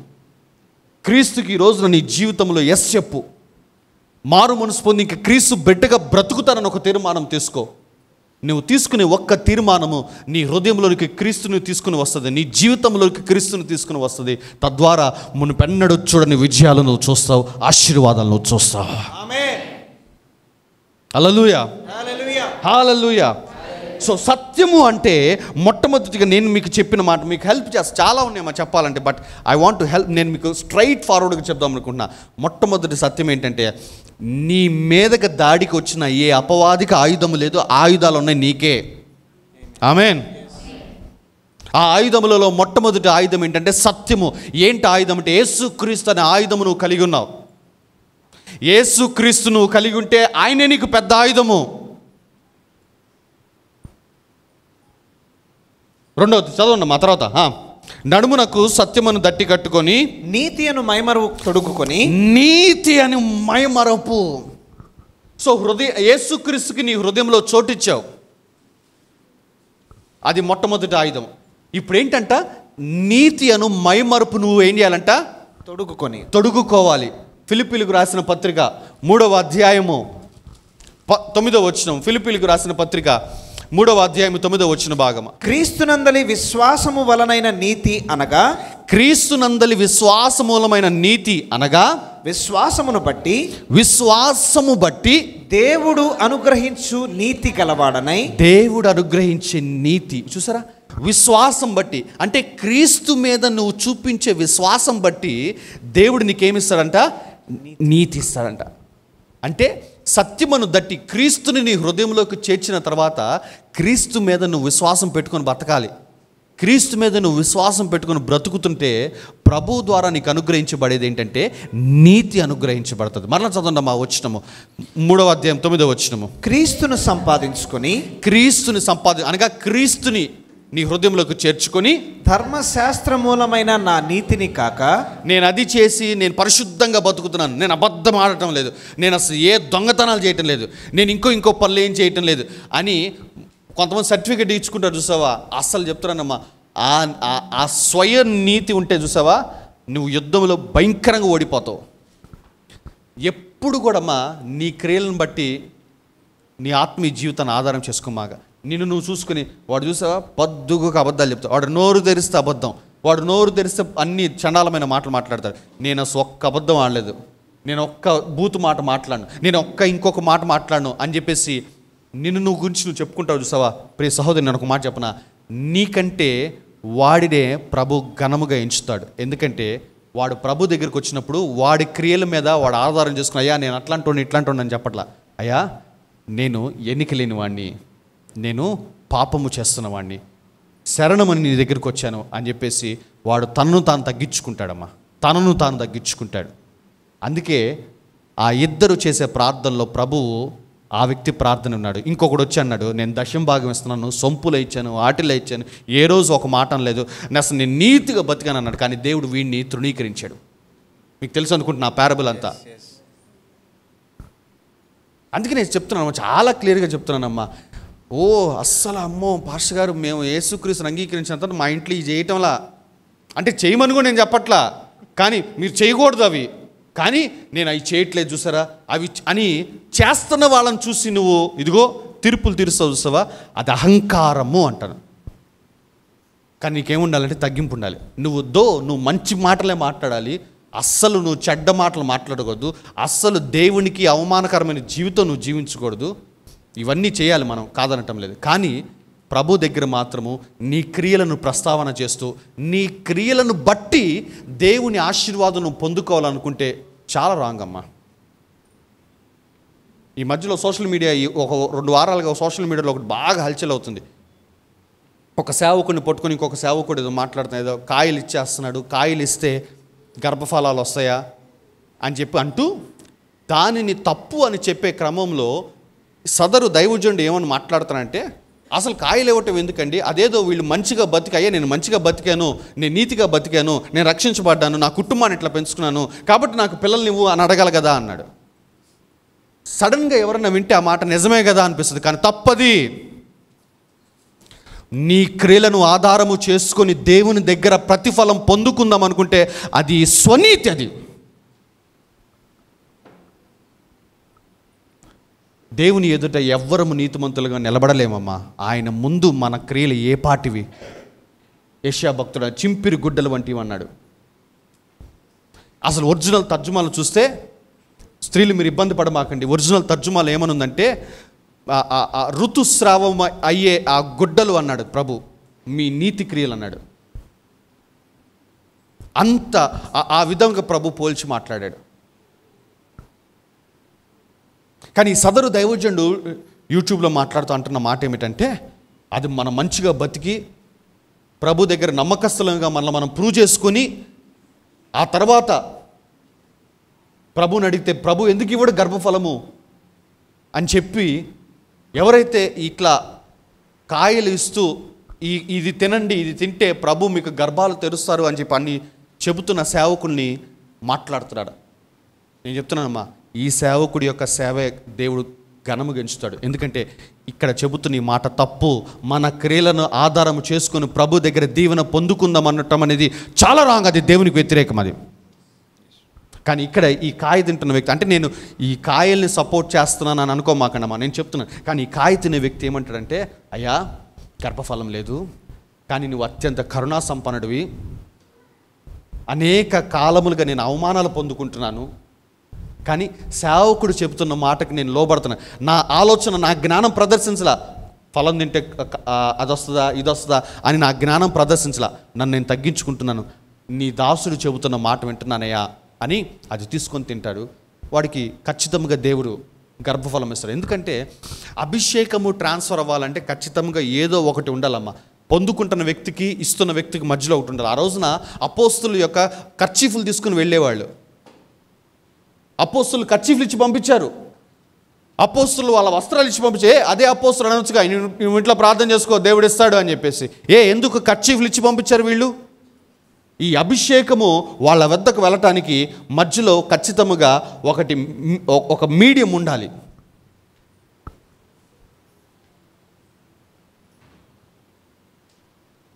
కానీ ఈ వ్యక్తి ఇక్కడ తగ్గించుకొని చేసే ప్రార్థన ప్రభు వింటాడు. అంతేగానమ్మా, నేను చెప్తున్నాను ఇక్కడ చాలామందికి నేను చెప్తున్నానమ్మా, మీ క్రియలను ఆధారము చేసుకొని నేను మంచి ఇదిగా బతుకుతున్నాను, నేను ఎట్లా బతుకుతున్నాను, మా ఇంటి ముందు చూడు ఎట్టున్నాడు, నా ఇంటి పక్కన చూడు ఎట్టున్నాను, నేను అట్లా ఉండటం లేదని ఈ ఆలోచన ఉంటే దీనిని దేవుడు గర్వము కింద తీసుకొని వస్తాడు. అలా కాకుండా మనం ఎంత మంచిగా బతుకుతున్నా, అయ్యా నీవిస్తున్న సహాయముతోటే నేను లోకంలోకి వెళ్ళలేదు, నీవిచ్చిన కృపను బట్టే నా కుటుంబాన్ని లోకంలో పెంచలేదు, నేను జాగ్రత్తగా పెంచుకున్నానయ్యా, ఇది నీ కృపే, ఇది నీ సహాయమే అని ప్రభువుని గణపరుస్తూ నువ్వు చేసే ప్రార్థన చూసావా, దట్ ఈజ్ వాట్, అది నీకు ప్రతిఫలం తీసుకొస్తుంది. మనం చాలా తగ్గించుకోవాలమ్మా. మీకు ఒక విషయం తెలుసా, మీకు ఒక మర్మం అర్థమైతే మీ అందరి జీవితాలు దేవుడు సమూలంగా ఒక్క మర్మంతో మార్చివేస్తాడు. ఏంటో తెలుసా మర్మము? సాత్వికులు ధన్యులు, వాళ్ళు భూమిని స్వతంత్రించుకుంటారు. భూమిని స్వతంత్రించుకోవటానికి నీ తగ్గింపుకి సంబంధం ఏంటి? మీకు అర్థమైంది ఆ మాట, నేను చెప్పిన మాట? సాత్వికులు ధన్యులు, వాళ్ళు ప్రజల్ని కాదు భూమిని స్వతంత్రించుకుంటారు అని ఉంది. తీయండి ఒకసారి మత్తయి సువార్త 5వ అధ్యాయం, ఆ కొండ మీద ప్రసంగం పో.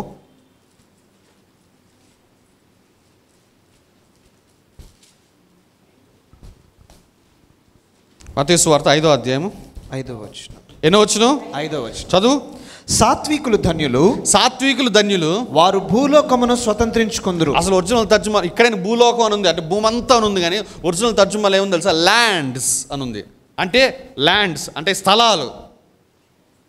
నాకు అది చదివినప్పుడు అర్థమైంది, అసలు ఈ సాత్వికానికి ఈ భూమికి సంబంధం ఏంటంటే హూ నోస్. నీకు ఈ మర్మం అర్థమైతే మీరందరూ అనేక స్థలాలు కలిగిన ఆస్తికర్తలుగా మారుస్తారంటండి. కమాన్. అసలు మీకు చప్పట్లు ఏమీ లేవమ్మా, ఒక్కటి మాకు వదిలేసే చప్పట్లు. ఎవడికి కావాలి నీ చప్పట్లు? దేవుడికి అవసరంలా, నేను ఇటు కొడుతున్నారు.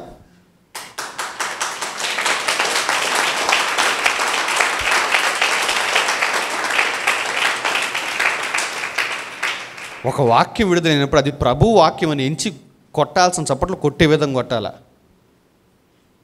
ఇంకొంతమంది ఉంటాడు, పక్కన కొడితే మనం కొడదాం అని లోపల వీడు కొట్టాలని ఉన్నా కానీ వద్దులే, ఎందుకులే, నేను కొట్టలేదు కదా. పక్కన కొడితే నీకు సంబంధం లేదు, ప్రభు మాట వస్తుంది నీ దగ్గరికి, దానిని ఘనముగా ఎంచి తీసుకోవటంలో ఉండాలి. సాత్వికులు ధన్యులు, వాళ్ళు భూమిని స్వతంత్రించుకుంటారు. నేను ఎప్పటికీ అది అసలు ప్రభు దగ్గర ఆలోచిస్తున్నా, నా తగ్గింపు ఏ విధంగా అంటే అది వస్తే కానీ మనకు అర్థమవుతుంది దాని రెవల్యూషన్ మనకి. అస్సలు ఒక్క స్థలం కూడా కొనుక్కోలేదు, అసలు నీకు తగ్గించుకో ఉందా అంటాను.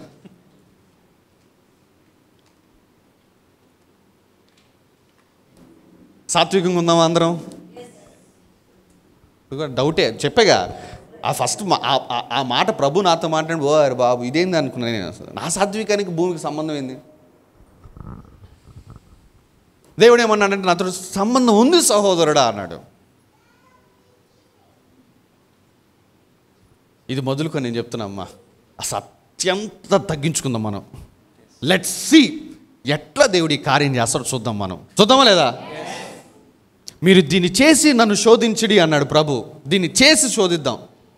తగ్గించుకుంటే ఇంట్లో వాళ్ళ ముందు, చర్చి వాళ్ళ ముందు కాదమ్మా, అసలు అన్ని చోట్ల నీ నోరు ఆపేసుకో, కొంతకాలం చూద్దాం. Let's see. వాక్యాన్ని క్రియారూపకంలో పెడదాం రెస్టరేషన్ సెంటర్లో. అర్థమైందా? ఏదో విన్నామా, రాసుకున్నామా, వెళ్ళిపోయామా, బైబిల్ కింద పుస్తకం పెట్టామా, ఆ బైబిల్ని గూట్లో పెట్టామా, ప్లేట్లో అన్నం వేసుకుని తిన్నామా, పడుకున్నామా కాదు. ఈరోజు నుంచి మనం ఇదంతా ప్రాక్టీస్ చేద్దామా లేదా? ఎంతమంది నాతో పాటు ప్రాక్టీస్ చేస్తారు? అసలు అత్యంతంగా తగ్గించుకుందాం అమ్మా. అనుకోని అవతలోడు ఎన్నైనా అనుకొని, అవతల నీకు రోషం లేదని నన్ను మాట్లాడంటే నీకేం తెలుసురా, నాకు స్థలం రాబోతుంది అనుకోవాలి మనసులో. అవతలోడు నీ పక్కన కొలిగి నీకు సిగ్గు లేదా, నీకు సరం లేదా, నీకు మానం లేదా అన్నప్పుడు అక్కడ 100 గజాలు కాదు 1000 గజాలు ఇస్తున్నాడు దేవుడు. ఎంత ఎక్కువ అవమానం తీసుకుంటే అంత ఎక్కువ స్థలం అనుకోవాలి, అంతే. ఆమేన్. మీకు అర్థమవుతుంది నా మాట?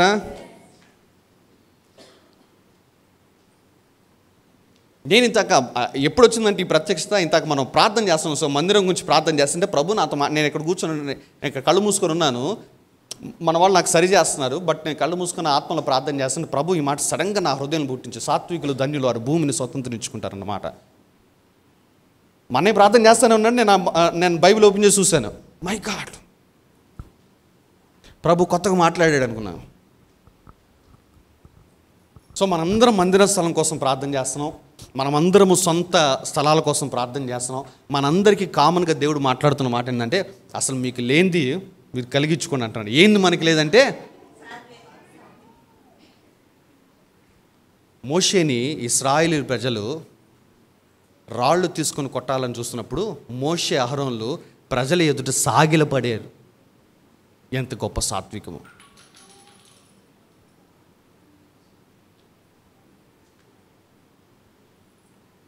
ఎందుకంటే మనం తగ్గించుకుంటాం, పక్కన వాళ్ళు అంటూ ఉంటారు, కొంతమంది బెల్ల అంటూ ఉంటారు, అసలు నువ్వు కాబట్టి తగ్గించుకుంది, అసలు మా ఓడుంటేనా, నేనుంటేనా.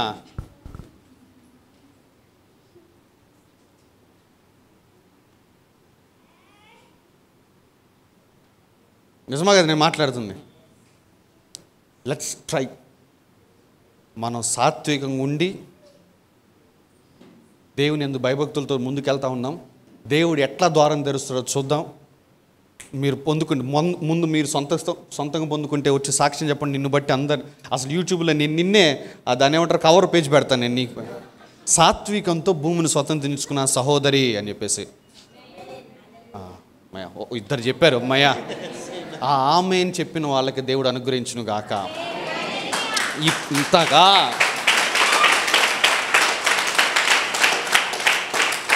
హల్లెలూయా. నాకు అర్థం కాలా ప్రభు మాట్లాడినప్పుడు, సాత్వికానికి భూమికి లింక్ పెట్టాడయ్యా ఆయన అనుకున్నా.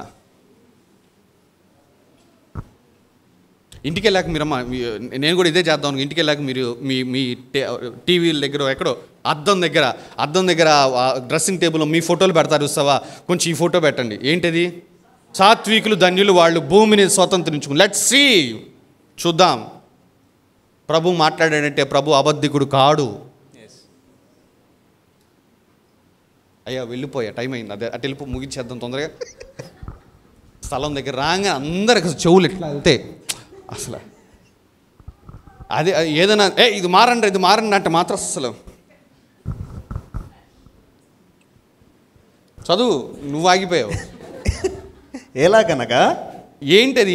ఏం చదివా? ఎలాగంటే ఏంటది? మీ నడుమునకు సత్యమను దట్టి కట్టుకుని. 14 వచ్చిన చదవాలా? అందరు చదవండి. రెడీ, 1 2 3. ఎలాగనగా మీ నడుమునకు సత్యమను దట్టి కట్టుకుని, మీ నడుమునకు సత్యమును దట్టి కట్టుకొని, నీతి అను మైమరుపు తొడుగుకొని, పాదములకు సమాధాన సువార్త వలన సిద్ధ మనస్సును అను జోడు తొడుగుకొని నిలువబడుడి. ఇవన్నీ కాక విశ్వాసమును డాలు పట్టుకొనుడి. దానితో మీరు దుష్టుని అగ్నిబాణములన్నిటినీ ఆర్పుటకు శక్తిమంతులగుదురు. ఇది ఒక్క మాట చెప్పి మిగతా తర్వాత వారం చెప్తానమ్మా. ఏదమ్మా విశ్వాసం చదవండమ్మా. ఇవన్నీ కాక విశ్వాసమును డాలు పట్టుకొని. అబ్బా, అసలు విశ్వాసమును ఏంటంట? డాలు పట్టుకొని దానితో మీరు దుష్టుని అగ్నిబాణములన్నిటినీ ఆర్పుటకు శక్తిమంతులవుదురు. దుష్టుని చదవాలా? చదువు. అగ్నిబాణములన్నిటినీ ఆర్పుటకు శక్తిమంతులగుదురు. దుష్టుని అగ్నిబాణములు ఎన్ని ఆర్పుతామంట? అన్నిటినీ. అమ్మా మరలా చదవండి, వచ్చి మీరు సరిగ్గా చదవట్లా.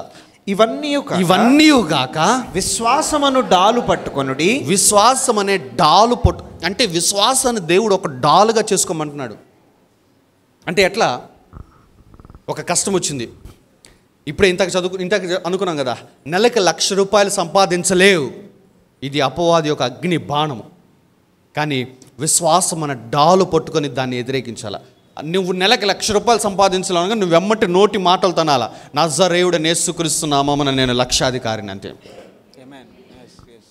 విశ్వాసమును ఒక డాలుగా చేసుకోవటం ఏంటంటే, అపవాది అనేవాడు బయట నుంచి ఈ విధంగా నువ్వు అభివృద్ధి చెందలేవు, నువ్వు స్థలాలు కొనుక్కోలేవు, నువ్వు బంగారం కొనుక్కోలేవు, నువ్వు ఇళ్ళు కట్టుకోలేవు, అసలు నీ పరిస్థితి ఎప్పటికీ ఇలాగే ఉంటుంది, ఎందుకంటే మీ తాత ముత్తాతల దగ్గర నుంచి వస్తున్న దరిద్రం ఇది అని అపవాది అనేవాడు బయట నుంచి నీతో మాట్లాడుతుంటే, నీవు నీ లోపల నుంచి మాట్లాడాలి. ఏమని మాట్లాడాలంటే, ఇదిగో నజరేయుడైన యేసు నామమున నేను లక్షాధికారిని. విశ్వాసమును డాలు పట్టుకొని దానితో మీరు దుష్టుని అగ్నిబాణములన్నిటినీ దానితో మీరు ఏంటంటే దుష్టుని అగ్ని బాణములు అన్నిటినీ ఆర్పుటకు శక్తిమంతులగుదురు. అసలు దుష్టుని అగ్ని బాణాలన్నిటిని ఏం చేస్తామంటే మనం ఆర్పుటకు శక్తి అంటే ఫెయిత్ని కనుక మనం ఒక షీల్డ్గా పట్టుకుంటే, మన విశ్వాసాన్ని మనం ఒక డాలుగా పట్టుకుంటే ప్రతి అగ్ని బాణం మారిపోతూ ఉంటుంది తగలంగానే. మీకు అర్థమైంది ఈ మాట? కీర్తనల గ్రంథం కలిగిన ఒక మాట చూపిస్తాను.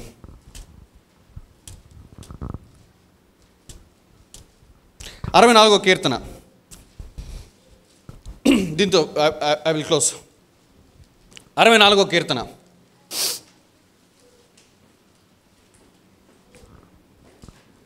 తీసారా? 64వ కీర్తన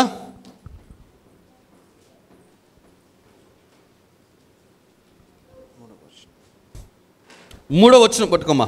ఒకడు కత్తికి పదును పెట్టు. 3వ వచనం పట్టుకున్నా, నేను డాలు పట్టుకొని ఉన్నా, నాకు అందుకే 3వ వచనం చదవమానలా, 3వ వచనం పట్టుకోమా అంటున్నా. చదవనా? ఒకడు కత్తికి పదును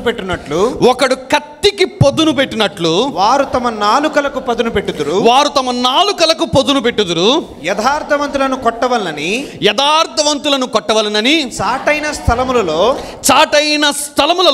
చేదు మాటలను బాణములుగా సంధించుదురు. చూసారా? అపవాదుని ఇంతకేమన్నారు? విశ్వాసమును డాలు పట్టుకోండి, దానితో మీరు ఏంటంట అపవాది యొక్క, చదవండి ఆ మాట చదవండి, అగ్ని బాణములన్నిటినీ. అగ్ని బాణాలు అది అండర్లైన్ చేసుకున్నాం ఆ మాట, అది అండర్లైన్ చేసుకోవాలి. ఎఫెసీయులకు రాసిన పత్రిక 6వ అధ్యాయంలో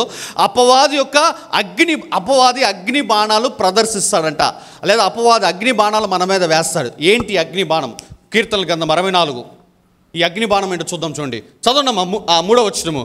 ఒకడు కత్తికి పొదును పెట్టినట్లుగా వారు తమ నాలుకలకు, చూసారు, కత్తికి పొదును పెట్టినట్టుగా నాలుకలకు పొదును పెడతారు. నాలుకకు పొదును పెట్టి ఏం చేస్తారు? చదవనమ్మా. యథార్థవంతులను కొట్టవలనని. ఎవరి కోసం అంటే యథార్థవంతుల మీద, అనగా విశ్వాసుల మీద అపవాది అనేవాడు దాడి చేయాలంటే వాడు కత్తికి పొదును పెట్టడు, నాలుకకు పొదును పెడతాడు. సరైన వాళ్ళు ఎన్నుకుంటాడు. వాడు ఉంటాడమ్మా, ఒకడు 100 మాట మాట్లాడినా కానీ మనం పెద్ద పట్టించుకోం, కానీ వాడు కూడా వస్తాడు, ఒక్క చిన్న మాట అనగానే కుదేలైపోతాం మనం. నిజమా కాదని అంటుంది.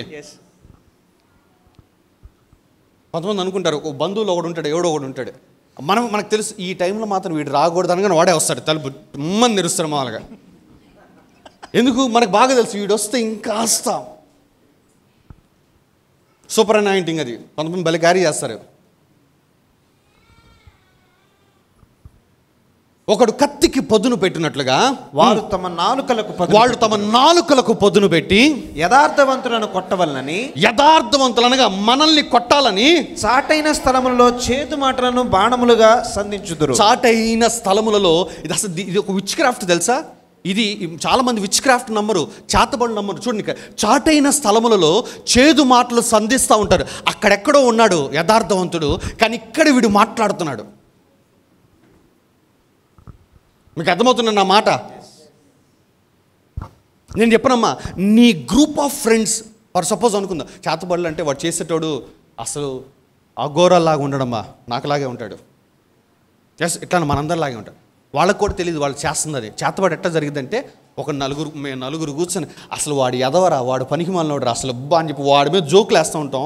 మనం అనుకుంటున్నాం జోకులు వేస్తున్నామని చెప్పి. నో, మనం ఏం చేస్తున్నామంటే చేదైన మాటలు పలుకుతున్నాము వాడిని కొట్టాలని మనకు తెలియకుండా. చదువు, మళ్ళా చదువు. ఒకడు కత్తికి పొదును పెట్టినట్లుగా వారు తమ నాలుకలకు పొదును పెట్టుదురు. యథార్థవంతులను కొట్టాలని చాటైన స్థలములలో చేదు మాటలను బాణములుగా సంధించు. సో ఇప్పుడు అపవాది యొక్క అగ్ని బాణాలు ఏంటంటే నీ విశ్వాసానికి అవిశ్వాసమైన మాటలు మాట్లాడటం. మీకు అర్థమవుతుంది ఆ మాటలు? ఎంతమందికి అర్థమైందమ్మా? విశ్వాసమును డాలు పట్టుకోండి. ఇప్పుడు వెళ్ళండమ్మా, అక్కడ పెట్టండి. విశ్వాసమును డాలు పట్టుకోండి, దానితో మీరు దుష్టుని అగ్నిబాణములన్నిటినీ ఆర్పుటకు. సో ఇప్పుడు దుష్టుని అగ్ని బాణములు ఏంటంటే నీ జీవితం మీద ఇతరులు మాట్లాడే చేదు మాటలు. అయితే అదే 64వ కీర్తనలో 7వ వచనం చదవండి అమ్మా. 64వ కీర్తన 7వ వచనము. దేవుడు బాణముతో వాడిని కొడతానంటున్నాడు. అపవాది బాణాలేంటి? చేదైన మాటలు అన్నాం. మరి దేవుని బాణం ఏంటి? వాక్యమును నీ నోట పెట్టుకొని నువ్వు పలికే మాట చూసావా? That is what the word of God in your mouth is the arrow of God. దేవుని వాక్కు నీ నోట్లో ఉన్నది దేవుని బాణము. మీకు అర్థమవుతుంది అన్నమాట. యథార్థవంతులను కొట్టాలని వారు చేదైన మాటల్ని బాణములుగా సంధిస్తుంటే 7వ వచనం ప్రభు ఏమన్నంటే, నేను నా బాణమును సంధి చేస్తా అన్నాడు. ఏంటా బాణము? నీ నోట్లోంచి బయటికి వచ్చే దేవుని వాక్కు, నీ వాగ్దానమే దేవుని బాణము. సంగమా, ఎంతమంది దేవుని బాణాలని కలిగి ఉన్నారు నోట్లో, లేదా అపవాది బాణాలు కలిగి ఉన్నారో మీరు ఆలోచించుకోండి అమ్మా. ఎందుకు 50 సార్లు ప్రవచించండి అంటున్నాను? ఎంతమంది 50 సార్లు ప్రవచించి అద్భుతాలు పొందుకున్న వాళ్ళు వచ్చి వాక్యాలు చెప్పారు, సాక్ష్యాలు చెప్పారు? వివేక్ భాస్కర్ కానీ అయితేనేమి, లేదంటే బబ్బీ అయితేనేమి, లేదంటే నాగూరు వాళ్ళ చెల్లెలు ఎవరో సంబడి నాగూరు వాళ్ళ తరపున వాళ్ళు ఆడపిల్లని చెప్పారు అనుకుంటా. వచ్చారా ఆంటీ? వచ్చారా ఆంటీ? ఆడపిల్లని చెప్పారు కదా, ఆడపిల్లని చెప్పిన తర్వాత ప్రవచించారు 50 సార్లు. బట్ డెలివరీ జరిగినంత మగపిల్లడు బయటకు వచ్చాడు. ద వర్డ్ ఆఫ్ గాడ్, దేవుని బాణము చాలా శక్తివంతమైంది.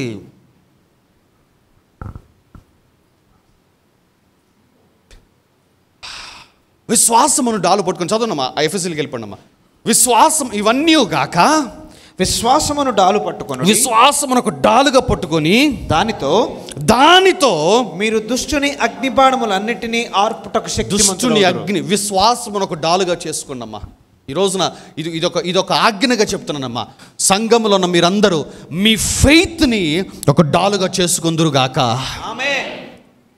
మే your faith be your shield. మీ విశ్వాసము మీకు డాలుగా మారునుగాక.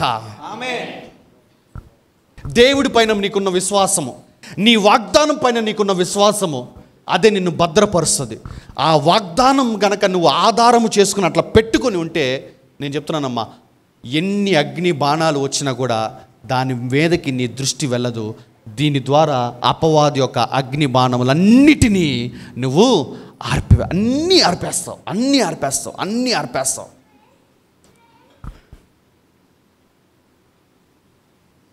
ఏదైనా రాని నీకు క్రీస్తు మీద నువ్వు కలిగి ఉన్న విశ్వాసాన్ని గనక నువ్వు ఒక షీల్డ్గా పెట్టుకుంటే, ఏది జరిగినా సరే నేను ఆయన మీద విశ్వాసాన్ని పోగొట్టుకోను. ఏది జరిగినా సరే ఆయనే నా దేవుడు. ఏది జరిగినా సరే ఆయనే నన్ను ఉద్ధరించేవాడు. ఏది జరిగినా సరే ఆయన నన్ను పైకెత్తేవాడు. ఇదే గనక నీ కమిట్మెంట్ అయి ఉంటే, ఇదే గనక నీ ఒప్పుకోలై ఉంటే, అపవాది ఎందరి ద్వారా వచ్చే అగ్ని బాణాలు సంధించినా కూడా ప్రతి బాణము, ఆ బాణము వెనకున్న శక్తి, ఎందుకంటే జీవము మరణము నాలుక, ప్రతి మాట వెనక ఒక శక్తి ఉంటుంది. ఆ బాణము వెనకున్న శక్తి ఆరిపోతుంది.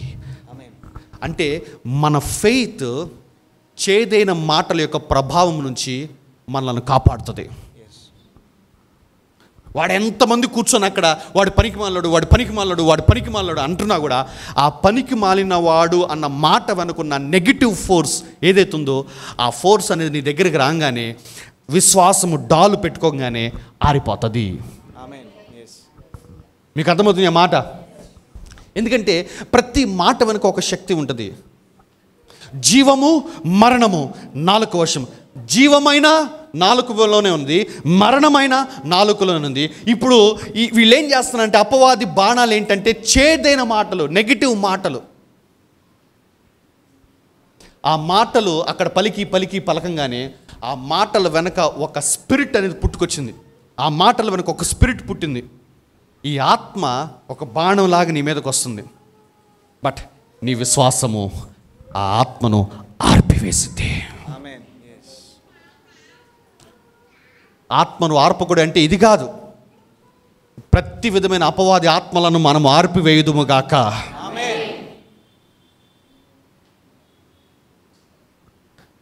నేను ప్రవచిస్తున్నానమ్మా. అందరూ మీ తల్ల మీద చేతులు పెట్టుకోండి. I am professing right now. నేను ప్రవచిస్తున్నాను. నీకు వ్యతిరేకముగా, నీ కుటుంబానికి వ్యతిరేకముగా పలకబడిన ప్రతి చేదైన మాట, విధికి వ్యతిరేకమైన ప్రతి మాట, ఆ మాట వెనుకున్న శక్తి ఇప్పుడే యేసుక్రీస్తు నామమున నాశనమైపోవునుగాక. హల్లెలూయా, హల్లెలూయా. అందరం లేచి నిలబడదాం.